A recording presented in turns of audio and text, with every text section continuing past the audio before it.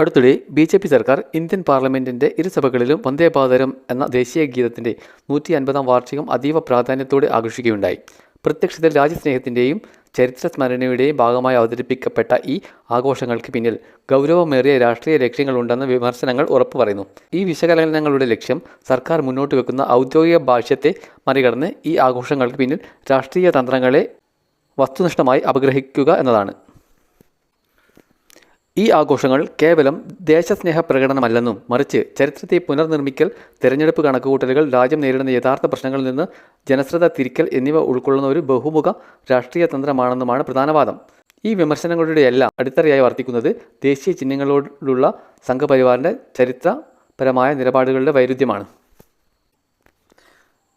ബി.ജെ.പിയുടെയും ആർ.എസ്.എസിൻ്റെയും ദേശീയ ചിഹ്നങ്ങളോടുള്ള ചരിത്രപരമായ ബന്ധം പരിശോധിക്കുന്നത് അവരുടെ ഇപ്പോഴത്തെ നിലപാടുകളിലെ കാപട്യം തുറന്നു കാണിക്കൽ അനിവാര്യമാണെന്ന് വിമർശകർ ചൂണ്ടിക്കാട്ടുന്നു. സ്വാതന്ത്ര്യ സമരത്തിൽ പങ്കാളിത്തമില്ലാതിരുന്ന ഒരു പ്രസ്ഥാനം അതിൻ്റെ ചിഹ്നങ്ങളെ ഇന്ന് സ്വന്തമാക്കാൻ ശ്രമിക്കുന്നതിലെ വൈരുദ്ധ്യമാണ് ഇവിടെ പ്രധാനമായും ചർച്ചയാവുന്നത്. ഏറ്റവും പ്രധാനപ്പെട്ട ആരോപണങ്ങളിൽ ഒന്ന് 1947-ലും 1950-ലും പതാക ഉയർത്തിയതിന് ശേഷം തുടർന്നുള്ള 52 വർഷക്കാലം, അതായത് 2022 ജനുവരി 26 വരെ നാഗ്പൂരിലെ തങ്ങളുടെ ആസ്ഥാനത്ത് ആർ.എസ്.എസ്. ദേശീയ പതാക ഉയർത്തിയിരുന്നില്ല എന്ന് തന്നെയാണ്. ത്രിവർണ്ണ പതാകയോട് പതിറ്റാണ്ടുകളോളം കാട്ടിയ ഈ അവഗണനയാണ് ഇന്ന് അവർ ദേശീയ ചിഹ്നങ്ങളുടെ മൊത്തക്കച്ചവടക്കാരായി സ്വയം അവതരിപ്പിക്കുമ്പോൾ വിമർശകർ കാപട്യമായി ചൂണ്ടിക്കാണിക്കുന്നത്. ഇന്ത്യൻ സ്വാതന്ത്ര്യ സമരത്തിൽ ആർ.എസ്.എസിന് യാതൊരു പങ്കുമില്ലായിരുന്നു എന്നതാണ് വിമർശകരുടെ പ്രധാന വാദം. കോൺഗ്രസിൻ്റെ നേതൃത്വത്തിൽ രാജ്യം ബ്രിട്ടീഷുകാർക്കെതിരെ പോരാടുമ്പോൾ സംഘപരിവാർ പ്രസ്ഥാനം അതിൽ നിന്ന് പൂർണ്ണമായും വിട്ടുനിൽക്കുകയായിരുന്നു. അവരുടെ ഗുരുജി പ്രവർത്തനങ്ങൾക്ക് നൽകിയ നിർദ്ദേശം ഇങ്ങനെയായിരുന്നു: സ്വാതന്ത്ര്യ സമരത്തിൽ പങ്കെടുത്ത് നിങ്ങളുടെ ഊർജ്ജം നഷ്ടപ്പെടുത്തരുത്, പകരം നമ്മുടെ ആഭ്യന്തര ശത്രുക്കളായ മുസ്ലിങ്ങളെയും ക്രിസ്ത്യാനികളെയും കമ്മ്യൂണിസ്റ്റുകാരെയും നേരിടാൻ ആ ഊർജ്ജം കരുതി വെക്കുക എന്നതായിരുന്നു ഗുരുജിയുടെ നിർദ്ദേശം. ഈ ചരിത്ര പശ്ചാത്തലത്തെ രാജ്യസഭയിൽ മല്ലികാർജ്ജുന ഖാർഗെ ശക്തമായി ഓർമ്മിപ്പിക്കുന്നു. കോൺഗ്രസ് പ്രവർത്തകർ വന്ദേമാതരം പാടി ജയിലുകളിലേക്ക് മാർച്ച് ചെയ്തപ്പോൾ ആർ.എസ്.എസിൻ്റെ ആദർശപരമായ മുൻഗാമികൾ ബ്രിട്ടീഷ് യജമാനന്മാരുടെ പാദസേവ ചെയ്യുകയായിരുന്നു. ഈ ചരിത്രപരമായ അകൽച്ചയാണ് വന്ദേമാതരം വാർഷികാഘോഷം സംബന്ധിച്ച വിവാദങ്ങൾക്ക് അടിസ്ഥാനമാകുന്നത്. ചരിത്രപരമായ വൈരുദ്ധ്യങ്ങൾ ഒരു വശത്ത് നിലനിൽക്കവേ വന്ദേമാതരം വാർഷികാഘോഷം എന്നത് കേവലം അവസരവാദപരമായ ഒരു നീക്കമല്ല, മറിച്ച് ബി.ജെ.പിയുടെ സമഗ്രമായ രാഷ്ട്രീയ പദ്ധതിയുടെ ഭാഗമായി ആസൂത്രണം ചെയ്ത 4 കൃത്യമായ ലക്ഷ്യങ്ങളിലേക്കുള്ള ചവിട്ടുപടിയാണ്. ഓരോ ലക്ഷ്യവും മറ്റൊന്നുമായി കെട്ടുപിണഞ്ഞു കിടക്കുന്നു.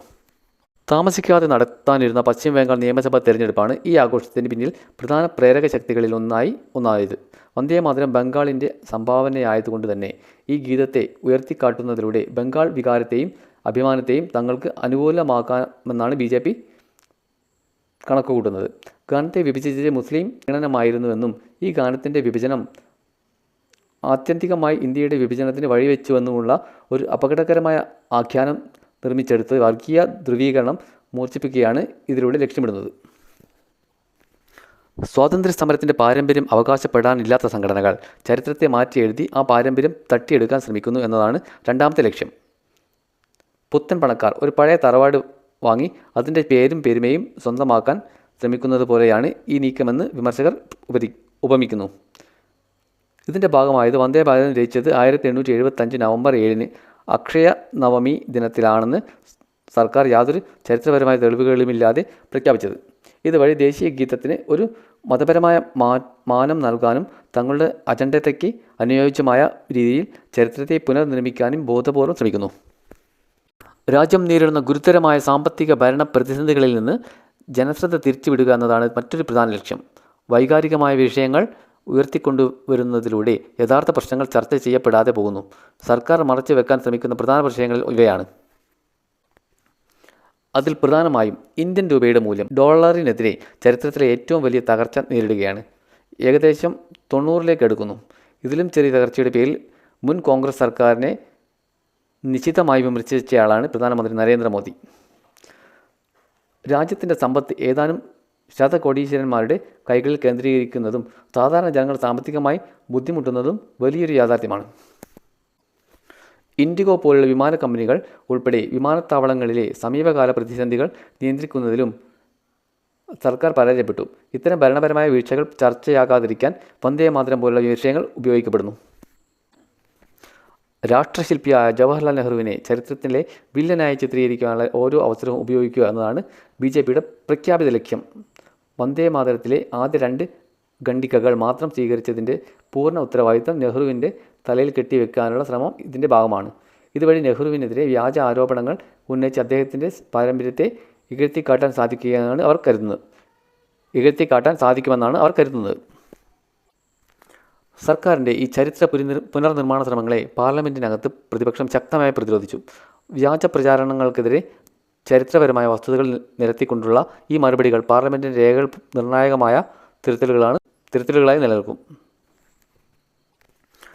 രാജ്യസഭയിൽ കോൺഗ്രസ് അധ്യക്ഷൻ മല്ലികാർജ്ജുന ഖാർഗെയുടെ മറുപടി BJPയുടെ ചെകിടത്തടിക്കുന്നത് തുല്യമായിരുന്നു എന്ന് നിരീക്ഷകർ വിലയിരുത്തുന്നു.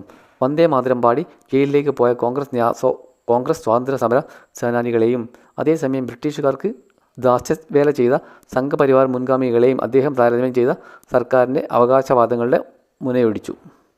വന്ദേ മാതരം വാർഷികാഘോഷത്തെക്കുറിച്ചുള്ള ഈ സമഗ്രമായ വിശകലനം വ്യക്തമാക്കുന്നത് ഈ ആഘോഷങ്ങൾക്ക് പിന്നിൽ പ്രവർത്തിക്കുന്നത് രാഷ്ട്രീയ ലാഭമെന്ന BJPയുടെ അടിസ്ഥാന തത്വശാസ്ത്രം തന്നെയാണെന്നാണ്. ഒരു കാലത്ത് തങ്ങൾക്ക് തിരസ്കരിച്ച ദേശീയ പതാകയെയും ഇപ്പോൾ വന്ദേ മാതരത്തെയും പോലുള്ള ദേശീയ ചിഹ്നങ്ങളെ സ്വന്തമാക്കാൻ ശ്രമിക്കുന്നത് ഈ തത്വത്തിൻ്റെ ഭാഗമായാണ്. തങ്ങളുടെ രാഷ്ട്രീയ അജണ്ടയ്ക്ക് അനുയോജ്യമായ രീതിയിൽ ചരിത്രത്തെ മാറ്റിയെഴുതുക, ഭരണപരമായ പരാജയങ്ങളിൽ നിന്ന് ജനശ്രദ്ധ തിരിക്കാൻ വൈകാരികമായ വിഷയങ്ങൾ ഉപയോഗിക്കുക, രാഷ്ട്രീയ എതിരാളികളെ അപകീർത്തിപ്പെടുത്തുക എന്നിവയാണ് ഈ ആഘോഷങ്ങളുടെ ലക്ഷ്യമിടുന്നത്. ഒരു രാഷ്ട്രത്തിൻ്റെ ആത്മാഭിമാനത്തിൻ്റെയും പ്രതീകമായ ഒരു ദേശീയ ഗീതത്തെ തെരഞ്ഞെടുപ്പ് രാഷ്ട്രീയത്തിലും ചരിത്രത്തെ വളച്ചൊടിക്കാനുള്ള ഒരു ഉപകരണമായി ഉപയോഗിക്കുന്നുണ്ട്. ജനാധിപത്യപരമായ സംവാദങ്ങൾക്ക് ഗുരുതരമായ പ്രത്യാഘാതങ്ങൾ സൃഷ്ടിക്കുന്ന ഒന്നാണ്.